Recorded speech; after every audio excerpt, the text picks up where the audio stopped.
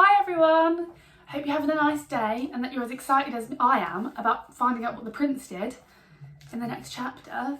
I'm going to read to you chapter 3 and chapter 4 today, because chapter 3 is quite short. What do you think the prince did? Some of you know. Have you read this before?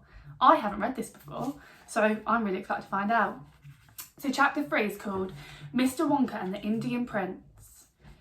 Prince Pondicherry wrote a letter to Mr. Willy Wonka, said Grandpa Joe, and asked him to come all the way out to India and build him a colossal palace entirely out of chocolate. Did Mr. Wonka do it, Grandpa? He did indeed, and what a palace it was. It had 100 rooms, and everything was made out of either dark or light chocolate. The bricks were chocolate, and the cement holding them together were chocolate, and the windows were chocolate, and all the walls and all the ceilings were made of chocolate.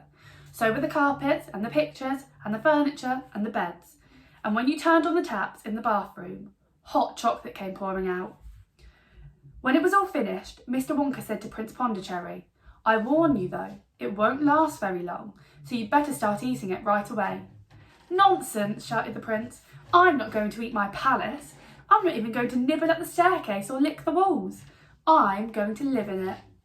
But Mr. Wonka was right, of course, because soon after this there came a very hot day with a boiling sun, and the whole palace began to melt, and then it sank slowly to the ground, and the crazy prince, who was dozing in the living room at the time, woke up to find himself swimming around in a huge brown sticky lake of chocolate.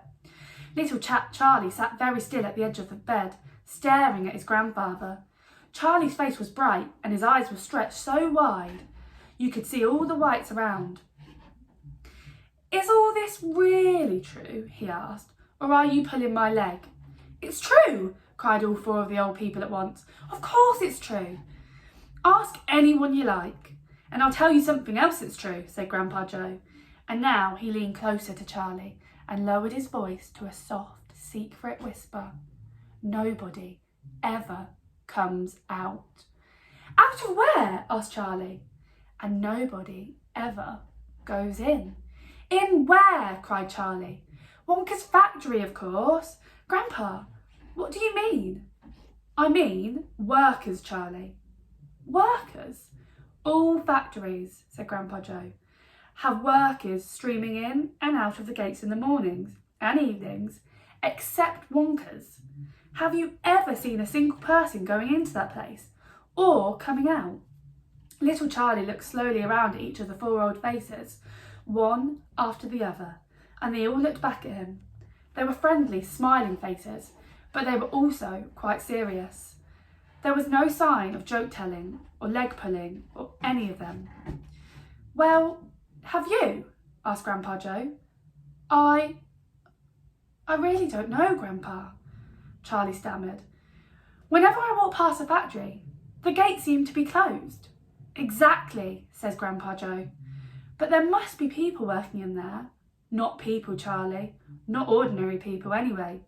"Then who?" cried Charlie. "Aha, that's it, you see. That's another of Mr. Willy Wonka's cleverness." "Charlie, dear," Mrs. Bucket called out from where she was standing by the door, "it's time for bed. That's enough for tonight." "But Mother, I must hear." "Tomorrow, my darling." "That's right," said Grandpa Joe. "I'll tell you the rest of it tomorrow evening." Who works in the factory? If there's no one going in and out? Should we see we find out in chapter 4, the secret workers. The next evening, Grandpa Joe went on with his story. "You see, Charlie," he said, "not so very long ago, there used to be thousands of people working in Mr. Willy Wonka's factory. Then one day, all of a sudden, Mr. Wonka had to ask every single one of them to leave, to go home and never come back." "But why?" asked Charlie.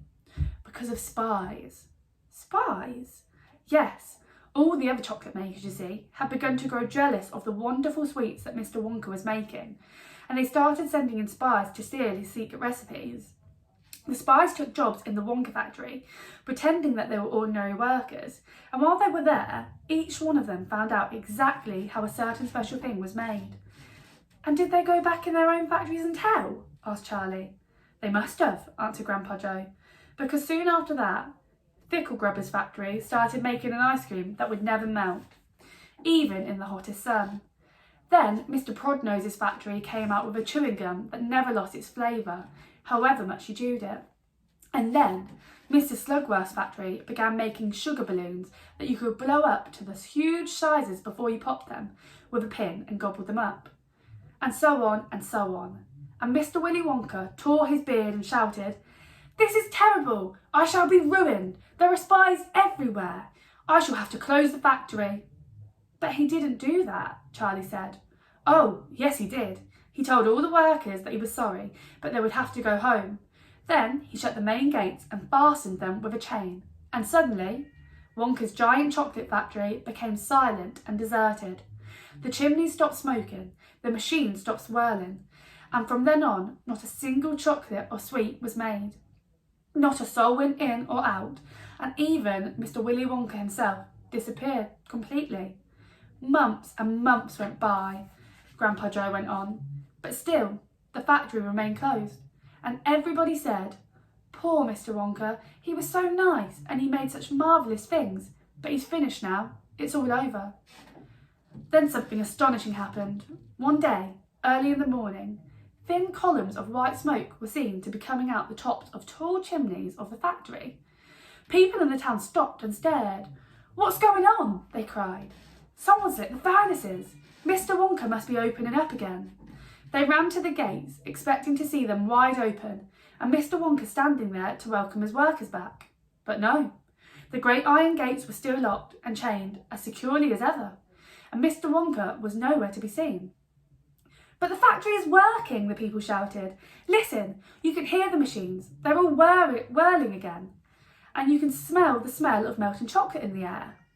Grandpa Joe leaned forward and laid a long, bony finger on Charlie's knee, and he said softly, 'But most mysterious of all, Charlie, were the shadows in the window of the factory. The people standing on the street outside could see small, dark shadows moving about behind the frosted glass windows.' 'Shadows of whom?' said Charlie. That's exactly what everyone else wanted to know. 'The place is full of workers,' the people shouted, 'but nobody's gone in. The gates are locked. It's crazy. Nobody ever comes out either.' But there was no question at all, said Grandpa Joe, that the factory was running, and it's gone on running ever since, for these last 10 years. What's more, the chocolates and sweets it's been turning out have become more fantastic and delicious all the time. And of course now, when Mr. Wonka invents some new and wonderful sweet, neither Mr. Ficklegrubber, nor Mr. Prodnose, nor Mr. Slugsworth, nor anybody else is able to copy it. No spies can go into the factory to find out how it was made." "But Grandpa, who?" cried Charlie. "Who is Mr. Wonka using to do all the work in the factory?" "Nobody knows, Charlie." "But that's absurd. Hasn't someone asked Mr. Wonka?" "Nobody sees him anymore. He never comes out. The only things that come out of that place are chocolates and sweets. They come out through a special trapdoor in the wall, all packed and addressed, and they are picked up every day by post trucks." "But Grandpa, what sort of people are they that work in there?" "My dear boy," said Grandpa Joe, "that is one of the great mysteries of the chocolate-making world. We know only one thing about them. They are very small. The faint shadows that sometimes appear behind the windows, especially late at night when the lights are on, are those of tiny people no taller than my knee." "There aren't any such people," Charlie said. Just then, Mr. Bucket, Charlie's father, came into the room. He was home from the toothpaste factory, and he was waving an evening newspaper excitedly. "Have you heard the news?" he cried. He held up the paper so that they could see the huge headline. The headline said, "Wonka Factory to be opened at last to lucky few." That's the end of chapter 4. Oh, so after all of that, now they're opening the chocolate factory up again to a few people. How exciting. I wonder what's going to happen. Come back tomorrow and we'll read chapter 5 and hopefully we'll find out a bit more. Bye.